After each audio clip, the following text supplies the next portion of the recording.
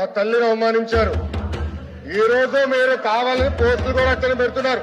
మా తల్లిని అవమానించారు. ఆ రోజు మీకు గుర్తురాదా? ఎన్ని ఎక్కడ అవమానించలేదు సార్, ఎక్కడ అవమానించలేదు. మీరు ఎట్లా మాట్లాడారో మీరు ఉన్నారా హౌస్ లో?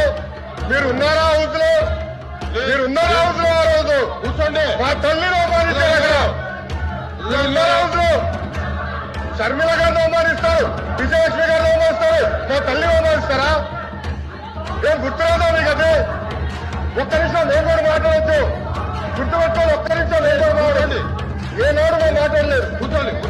ఏనాడు జగన్మోహన్ రెడ్డి గారి కుటుంబం గురించి మేము ఏనాడు మాట్లాడాలా? నేను ఏనాడు మాట్లాడాలా? మా సభ్యులు ఏనాడు మాట్లాడాలా? కూర్చోండి. శాసనసభ సాక్షిగా మా తల్లిని అవమానిస్తే కూర్చోమంటారా? కూర్చోమంటారా? 22 వరకు చంద్రబాబు నాయుడు గారు ప్రతిరోజు హౌస్కి వచ్చారు, ప్రతిరోజు హౌస్ నిలబడ్డాడు.